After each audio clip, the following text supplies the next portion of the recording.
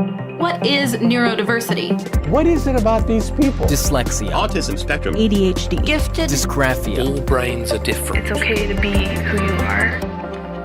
This is the Neurodiversity Podcast. Hey everyone, welcome to episode 103. I'm Emily Kircher-Morris, and I'm the author of Teaching Twice Exceptional Learners in Today's Classroom. Today, we are sharing our last episode of ADHD Awareness Month, a conversation with Sarah Kesty, host of the Executive Function podcast. Before we share this interview with you, just a quick reminder that this is also airing during the first Gifted, Talented, and Neurodiverse Awareness Week. The team from the G-Word film and director-producer Mark Smolowitz have put together an amazing lineup of events, and it isn't too late for you to get involved or catch up on the recordings. Go to thegwordfilm.com and look for the link to register and find access to all of the week's events. We are also prepping for a special episode. It will air near Thanksgiving this year, and we need your help.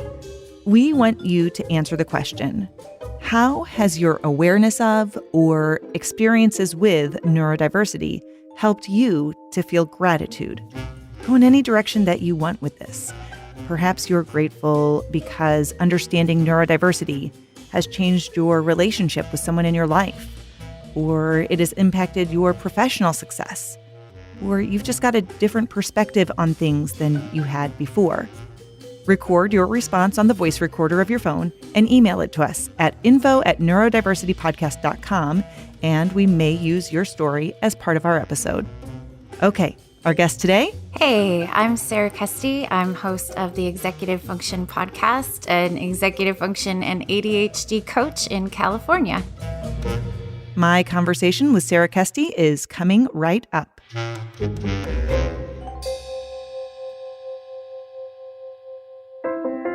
Identifying, supporting, and challenging gifted and twice exceptional students is often difficult for school districts. But Emily Kircher-Morris's new book, Teaching Twice Exceptional Learners in Today's Classroom, provides guidelines and a unique approach for identifying and understanding 2E students. It includes strategies that will help educators and administrators provide strength-based instruction, motivate twice exceptional learners, and even help them with self-regulation. It contains important information to help educators advocate for 2E students, including things you need to know about individualized education plans and the Section 504 plan process.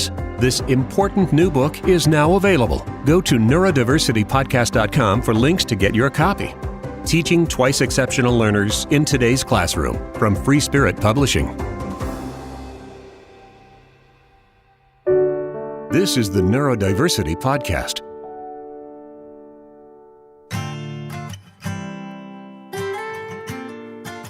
So I'm here today with Sarah Kesty, the host of the Executive Function podcast. We are chatting about ADHD and other executive functioning topics. So Sarah, thanks so much for being here today. I'm happy to be here. Thank you. So when we invite guests to be on the podcast, we really look for people who have personal experiences with neurodiversity or are neurodivergent. And you have an interesting perspective and connection. Can you tell us a little bit about your history and experiences that led you to this work? Yeah, it's kind of like two parallel paths, really. So I was born with a neuromuscular disease, so it's not necessarily impacting my educational experience except for dreaded PE. So it more showed up in nerve death for me, which sounds terrible, and it is terrible. And it made my feet just incredibly painful, deformed, All of that manifests in, it just hurts to be me. And, when I was little, there was an extra emotional hurt in terms of being left out, trying your best and not having it be good enough, having people misunderstand my efforts or, well, if you just whatever, fill in the blank. And so when I became a teacher, I saw that parallel in terms of how our kids with neurodiversity were treated in the classroom. Like, well, you just should try or you just should focus.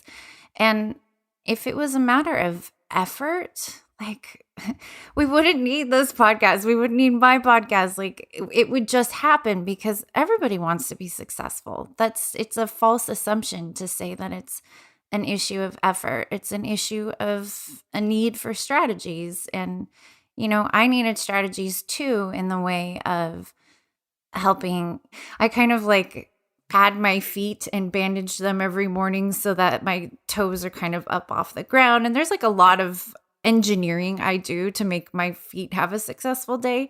It's the same kind of deal with our kids in the classroom, like let's figure out what they need and serve that rather than making the assumption that we're not trying or things like that. So it was a parallel experience for sure. And it just motivates me to know what it feels like to be left out and to have this extra thing that's very, very shameful. At least it was for me for a long time. So, well, and I think also it's really interesting just to hear those parallels. Like it isn't the same as what we often see with our students in the academic setting. And you are also a teacher in addition to having the podcast, correct? Mm-hmm. So tell us a little bit about your experiences in the classroom. You work with middle school students, right? I do right now. Yeah. So I've worked preschool through high school. And I coach a couple college students, so it's the whole range right now. But when I was in the classroom full time, oftentimes I was doing sort of double duty. Like I would directly teach classes, and then I would also be a sort of advocate and strategy fairy for students. So I would push into classrooms, I would co-teach, I would modify work, all that kind of stuff. And what I observed was mostly the misunderstanding of our twice exceptional kids, of our neurodiverse kids, that really made me wonder, where are the breakdowns in communication and where can we step up as specialists to not only advocate for our students, obviously that's the primary goal, but also empower teachers to be able to serve these kids. Because sometimes I would have, pretty well-intended, well-meaning teachers that just felt unable to meet the needs that they noticed. And so it was very apathetic, like, here, you take them. But that was still a form of exclusion. So it was interesting when I noticed just the different perspectives we were coming at it from, between my resource specialist perspective and the general ed perspective, and how those don't need to be different. You mentioned some of the experiences that you had growing up and feeling very different, or feeling like people were interpreting your difficulties as perhaps something that they weren't really related to. They didn't necessarily understand. And I think that's something that a lot of neurodivergent kids and adults can relate to, that feeling of their difficulties are invisible. And so they're struggling with executive function stuff, and they're called lazy or they're called unmotivated. What are some of the things that you see when you're working with people related to their executive functioning skills and their difficulties? And how do you conceptualize that as far as how you work with them to kind of undo some of those other negative beliefs? I think it starts with a gentle awareness, kind of getting into a curious space of like, oh, my brain went to that, but is it really true? And sometimes we have to linger in that cognitive dissonance. We have to kind of be okay with not having a perfectly succinct answer, or maybe even being okay feeling like you unearthed a new thought and you don't know how you feel about it yet. That's okay. That kind of curious nature about your brain is so empowering, because then you're not judging. You're just like, I see that. And that's a much better space, a much more productive space you can get in about yourself, because then you're like, okay, well, if I notice this, then maybe it's not set. Maybe I can change it. Maybe I've got the ability to impact it, or switch my thinking about it and not feel bad about it. It just is. Mm-hmm. And so you're right. You kind of get into that space where you're noticing, and then it's sort of like magic. Like all of a sudden you're like, oh, well, I have this need, and maybe this would work, and oh, I could try that. And it gets into that kind of, I like to call it the detective perspective, which is also really empowering for teachers and parents. Like, instead of feeling like, oh, my kid can't, or why won't my kid just, or, all of those very easy to fill in the blank statements, we do it to ourselves too. Instead of that, just saying like, I wonder like what root of that skill tree is missing, or I wonder what would help avoid this meltdown next time, or, and it gives you this frame of reference, this like empowered thinking of like, ooh, this is like a mystery. Like if I try this, what will happen? And it gets more in this curious science space. And if you can do that about yourself, oh my goodness, the world is yours. So I really work with clients and students on getting that perspective. And sometimes it means working on something that seems really trivial. Mm-hmm. Like, a lot of my kids want to work on packing their soccer bags, or, getting better at a game when their parents are like, what about their math grade? But it's that buy-in, it's that self-determination. Do I have some ability to choose what I'm doing? Do I have autonomy? And then does this matter? Am I connected to the person that's helping me? Do my actions connect and help me and others? And it starts with something that you care about. And sorry, that might not be school initially or work for adults. Absolutely. And I think that one of the things that we do is we do focus on the deficits, because that seems like maybe the crisis. But what we have to realize is that there is so much undoing there of beliefs about oneself. And I think it gets into a big conversation about vulnerability and guilt and shame and all of these internalized messages that kids who struggle with executive functioning and adults who struggle with executive functioning, the narrative that they tell themselves about what is going on.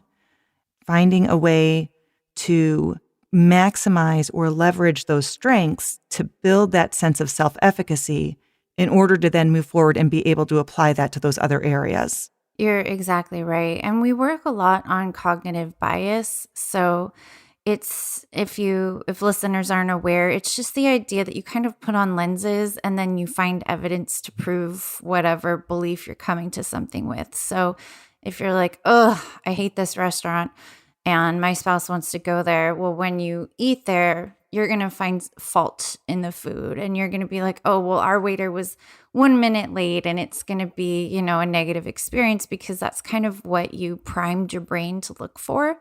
Because really our brains are kind of not lazy, I shouldn't say that, but like our brains try to be as efficient as possible. Thinking is heavily reliant on glucose, and our bodies want to protect us so we don't like starve to death, or, and it doesn't serve us well in today's world, but, way back it was pretty effective. So our brains are going to try to find shortcuts, which means that sometimes your brain's just going to go with whatever thought and sort of just make it sticky and kind of collect evidence to support it.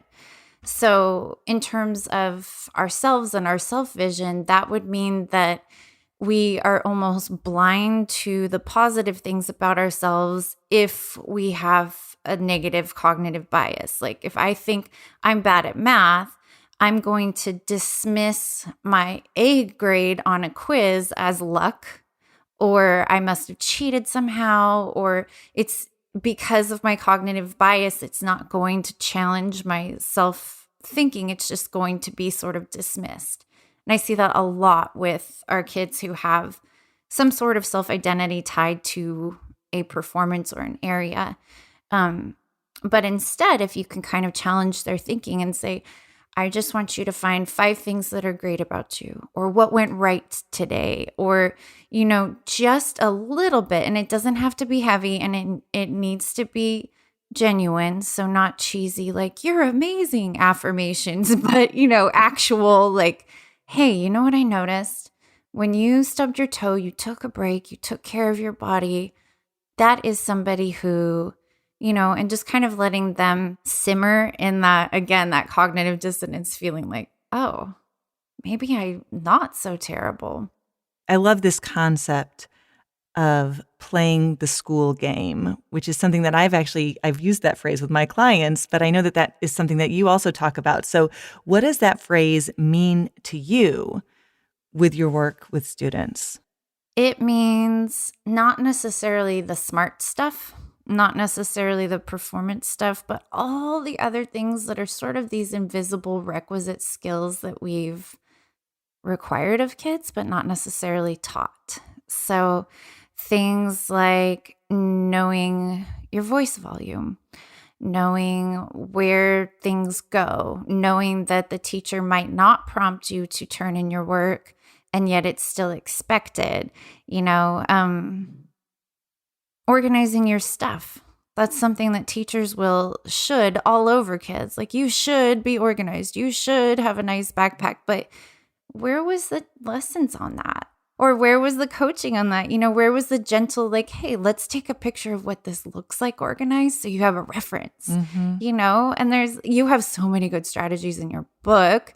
I love it. By the way, I could geek out about it with you a lot. I can see that this is going to be one where the spine's going to be all ruined and the pages are going to be falling out, and I will be so proud of that. And then I'll just order another one.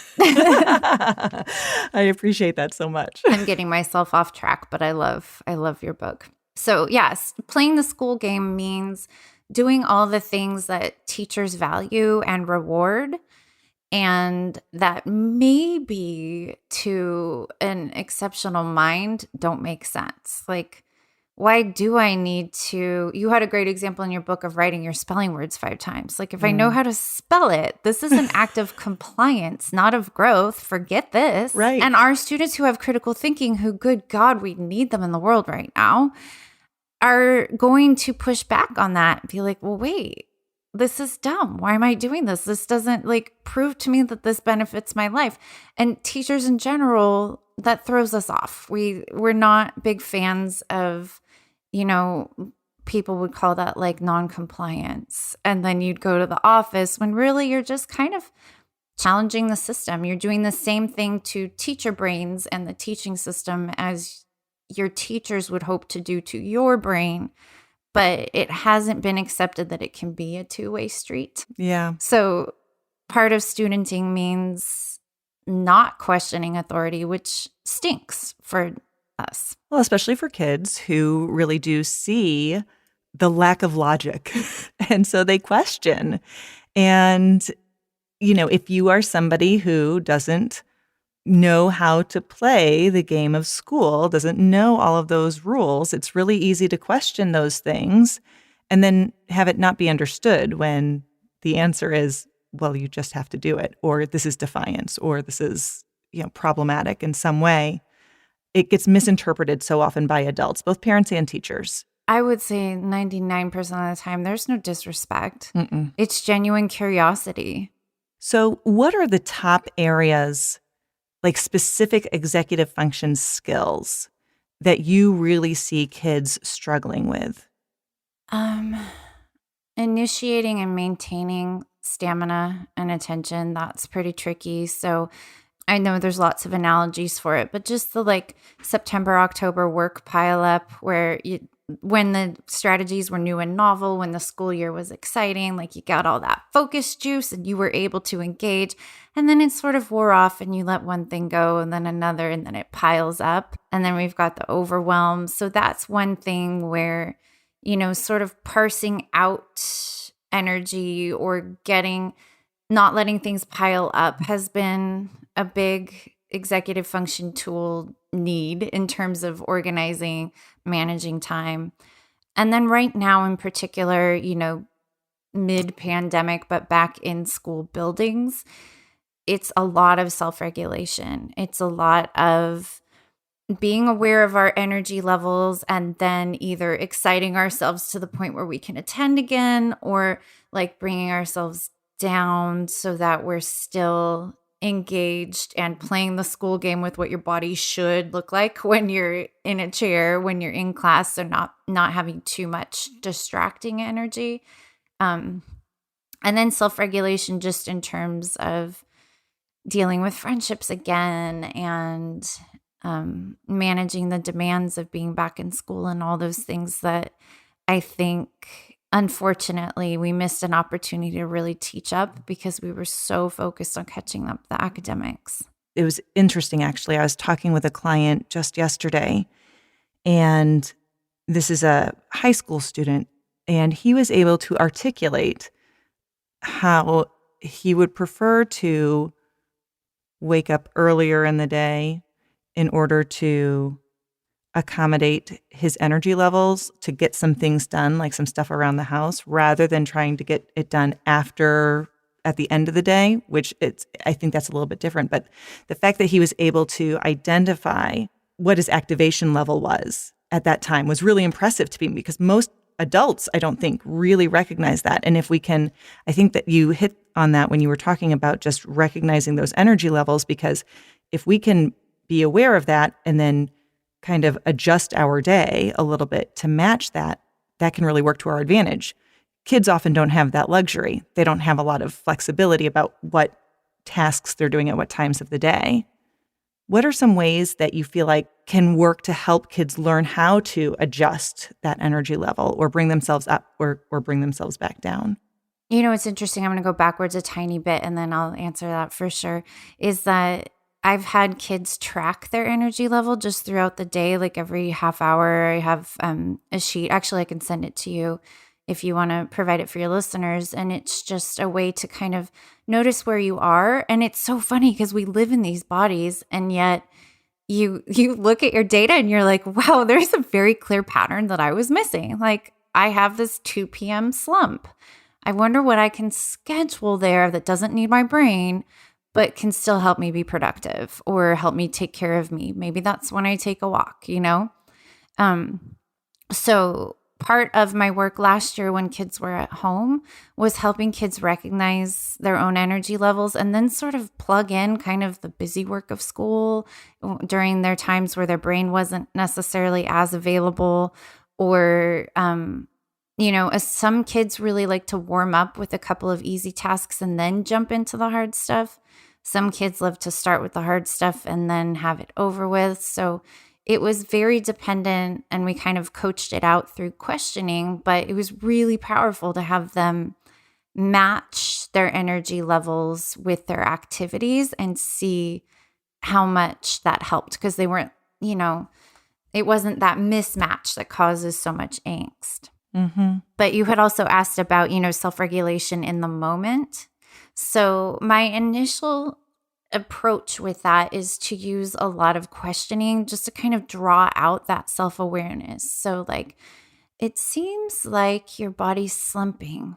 What do you think is going on? Or, you know, your leg is really moving fast. I wonder what that's about. Or what do you think you need right now? And just kind of empowering them to consider like, oh, I can choose this. Like, I can do something about this. And sometimes they're not aware. And then also just in whole group, like if I'm noticing a slump, I'm either going to let my kids take a break, but I'm also going to tell them, we're going to take a break because I'm noticing this. And when you feel this way, here's something you can do. You can stand up, you can stretch, you can, you know, so that I'm not only doing the classroom management piece, but also empowering them to know why, kind of the background stuff, so that when they notice that pattern in themselves again, like, oh, I'm slumping, or I call it melting, Mm-hmm. you know, where they're like down on the desk. When they start to melt, that's their cue to say like, okay, I've disengaged. Like if my body's melting, my brain's melting too. And then they have strategies to come back up, like ask to take a break. Or I've still got the kids that think they're slick that ask to use the bathroom every period. And you're like, I know you're not having that much water all day. Come on, dude. Just tell me the truth. Like if you need to take a walk, take a walk. But I guess I'm ahead of my time. Most teachers need to believe that kids are using the bathroom, even though they're not. And that's okay. Like get up and move if you need to. I'd rather that than have this power struggle where you're going to make the rest of the period a bummer for me and for you. Yeah. But in terms of pulling their energy down, if they're like a little bit too hyped, that might be a deep breath. That might be deep pressure where they maybe like lean against something or hold heavy books, kind of getting that like biofeedback. There's lots of different ways they can do it, but it's got to be kind of a two-prong approach of my asking questions so that they're self-aware, and then my providing a menu of ways to meet that need and letting them kind of try it out. I know that a lot of times I think adults are worried about doing too much for kids as far as accommodations or just help. How can adults find the right balance of accommodations versus accountability for kids? That's so tricky, isn't it? And it depends on the kid and it depends on the day. Mm-hmm. So I would say at first, probably in the teaching and learning phase, it's going to feel like overhelping. And that's all right. It's designed to feel that way. You might be doing for more than you're doing with. And that's part of the phases of generalization. So there's actually a lot of research we can borrow from the autism world in terms of learning new behaviors and kind of applied behavior analysis. And they have phases of generalization. So you start from like modeled and scripted, and then you move into sheltered practice. And then, there's phases to get to independence. So if you're feeling like you're overhelping, maybe jot down in whatever calendar system you use to check back in 2 weeks and kind of see what can you pass over to your kid. So it doesn't have to, what you're doing today doesn't have to be permanent. Get it to a space where it's working, and then have the conversation with your kid. Like, what part of this do you think you can be responsible for? And I'm going to fade out, and this is what it will look like and sound like. And here's how to get help if you need it, and be very explicit about it. Don't just, I see a lot of patterns, unfortunately, with teachers and with parents where it's like, do for. Oh, forget you. I can't be your brain anymore. And then there's no bridge. Yes. We just rip that Band-Aid off, but then kids aren't ready for it. Yeah.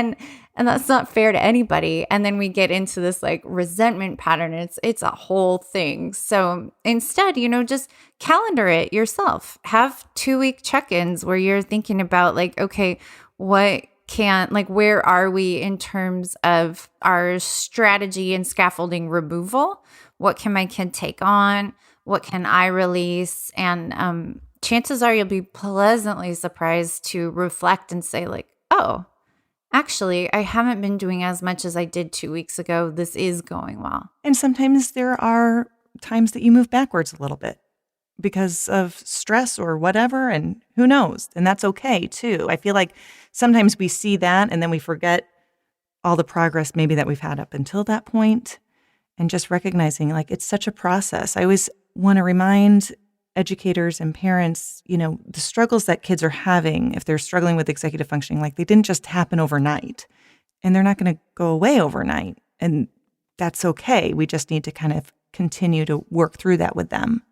Right. And they've had, 11, 12, maybe more years to solidify these habits, and some of the compensatory or avoidance things. Like, it's going to take a minute to get them to realize that the strategies work and that extra effort is worth it. Like we're trying to sell them a harder job. Like it's going to take a minute, and that's okay. Yeah. So I know we're just about out of time. So I want to ask you one last question as we wrap up. So if you were talking directly to a student who's really struggling with executive function skills and they just don't know what to do next, what advice would you give them? Like, what would you want them to hear? That there is so much hope.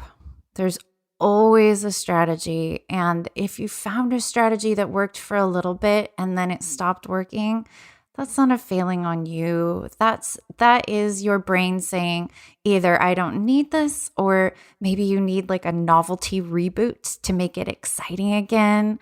Or maybe you need to attach it to something that you're already doing super well. So it's just sort of like a backpack on a successful skill that can kind of go along with you.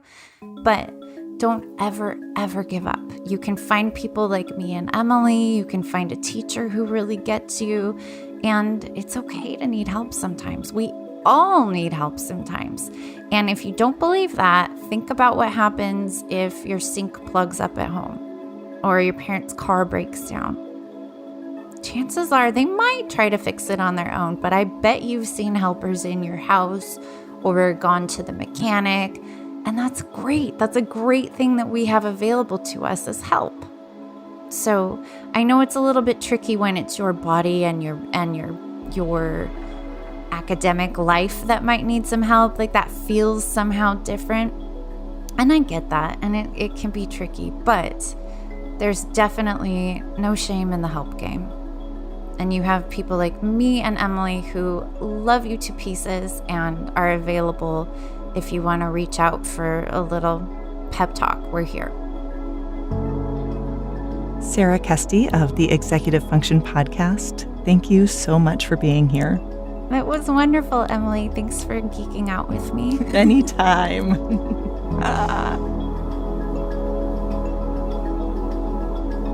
It's so hard for our neurodivergent kids to fit into a system that simply wasn't created for them. While we are making progress to modify and accommodate their needs, helping them learn to understand executive functioning and how they can play the school game is a vital component of their growth and success. Sarah shows how having a teacher, counselor, or coach who is there to provide check-ins and guidance is a key component to helping kids decode the system that they live in and ultimately find success. I'm Emily Kircher-Morris. I'll see you next time on the Neurodiversity Podcast.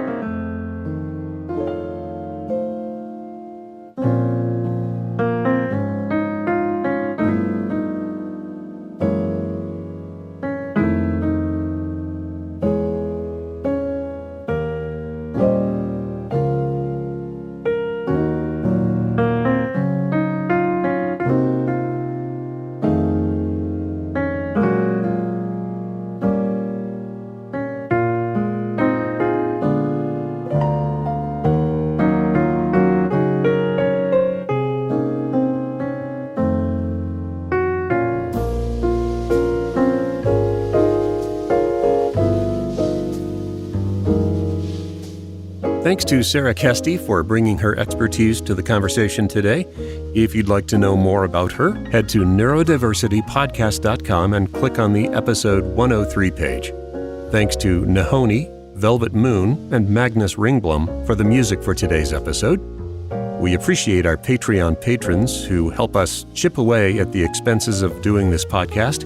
If you'd like to join them and send us $1 or $2 a month, go to patreon.com/neurodiversity. Or there's a support link on our website if you'd prefer to make a one-time donation via PayPal.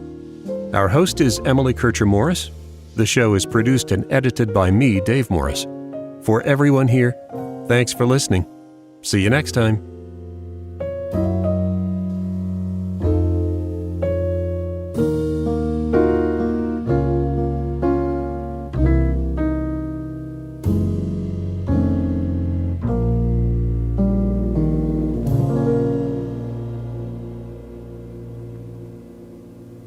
This is a production of Morris Creative Services.